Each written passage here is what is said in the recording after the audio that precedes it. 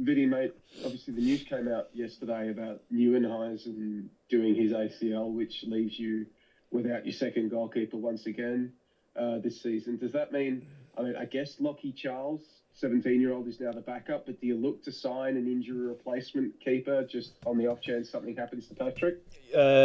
Yes, and plus we have to because we also need an extra goalkeeper for training as well. So the ones underneath there are 14, 15 years of age who have come out a couple of times as well for us. So definitely need someone. The difficulty is trying to find that right person. It's not going to be, at this stage, we haven't really found anyone who's available, which makes it very, very difficult. So we're right in the middle of it, to be honest, Joey, and hopefully we're able to sign someone in the next week or so.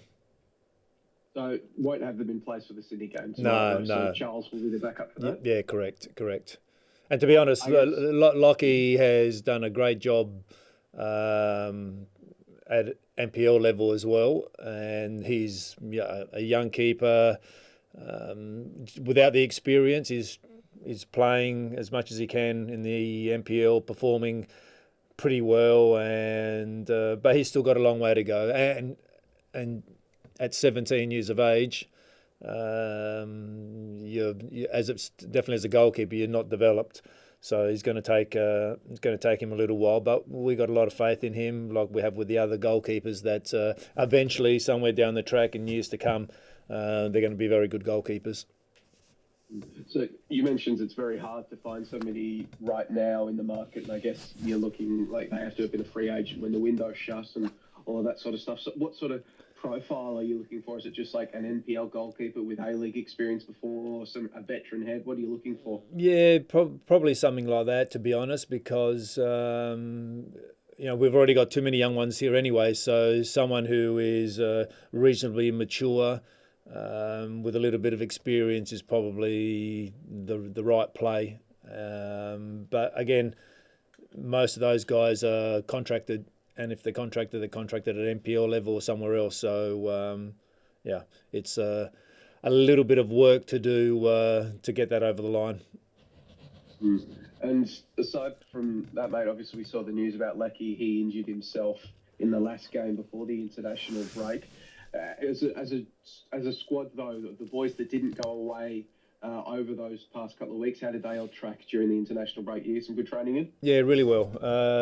We had 10 or so, 12 days of pretty hectic training, and did a fair bit of work through that period.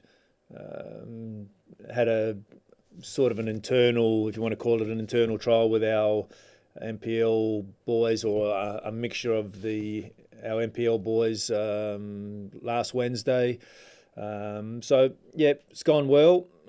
Glad to have the Socceroo boys back as well, and looking forward to what is a very, very, very big game tomorrow against Sydney. So we're going to be playing them tomorrow, and then obviously playing them in 5 or 6 weeks, last game of the season.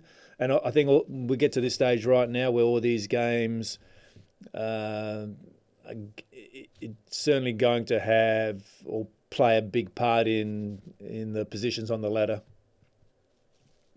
And just on Lex, I think the club put out the news that he'll miss. So he's going to miss the Sydney game and also the Mariners game, but then you're hopeful to have him back after that?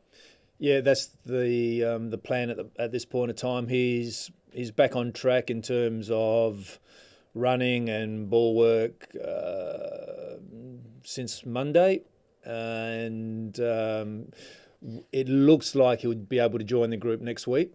So we're looking forward to him joining the group on Monday, and we'll give him a week's training, and then the plan is to have him ready for the Brisbane game. It seems to be that he just can't catch a break at the moment, can he? He's had the hamstring issues, and then he gets sort of gut run of form, and then it's the calf muscle. Just sort of, he responded, I imagine, professional as he is, he's just responded professionally as ever. Yeah, he has. He's very good with that, but he's also frustrated as well, as he got himself going over the last 6 weeks and performing very, very well, and then to get a little bit of a setback with this little calf strain has irritated him a little bit. But he's got his head down, he's working through it. I think the positive sign, Joey, to be honest, is that the last one he had, it took a lot longer for him to recover to get to the first stage, and with this one here, within 3 or 4 days, he was already jogging. So he's recovered a lot quicker with this injury than the last one. So that's a positive sign. And you mentioned a huge game against Sydney FC, and as you also alluded to, for some bizarre reason, you haven't actually played them yet this season, the first meeting. Yeah. What's it like, I guess, in that context? You've played some other teams 2 or 3 times, and now you're preparing to face a side for the first time. Yeah, very weird, but that's the way the draw is. So can't do anything about that. That's how it is, and we know we're up for a very, very tough game. They're a good side, we know. They're very good with the ball. They got great attacking weapons, as it's highlighted with the boys up front. But we got to be positive as well. We're not going to sit back and let them dictate. We got to try to play our own game, and we do that regardless if we're home or away. And that's what we're trying to do. So I think it'll be a good game, and hopefully we can get a positive result, because, as I said, all these games coming up in the next, especially 3-4 weeks, they're going to be crucial. Victory are playing Adelaide, so there's competition there for points as well as positions on the table. So I think the next 2 or 3 weeks, you would probably think you start to get a clearer picture of how it's all going to end up in terms of top 6. And with Marco coming back, obviously he didn't get on the park against Indonesia or China, but is he available to start? Because, the flight, as I can profess, isn't the easiest. Can he start if called upon? Yeah. We're about to go out to training this morning, and they arrived early yesterday. We sent them home. They didn't turn up yesterday, but I spoke to them yesterday, all of them yesterday, and they're in really good spirits. Aziz obviously had the 90 minutes over the 180 minutes, so he's probably a little bit more fatigued than Kai and Marco. So, but I spoke to them again earlier just this morning, and they feel fine, they feel fresh. So we'll go through a training session today, and if they're fine, then I can't see why they wouldn't start. More things could be taken as written as his Beach turning around and playing again. Exactly. But Sydney, mate, as you said, they've got such great attacking weapons, but we've also seen how that strength can be turned around by opponents with a high line that they play. Is that something that you're looking to exploit? Yeah, I think they've improved defensively over the last 5 or 6 weeks. It's never easy to back up in 2 competitions, and they've done extremely well to get where they are in the ACL too, and also with the travel and domestic competition. It's never easy, so they're doing enough to at this stage to be hanging around, and always you're going to go to Allianz, and it's always a difficult place to play, and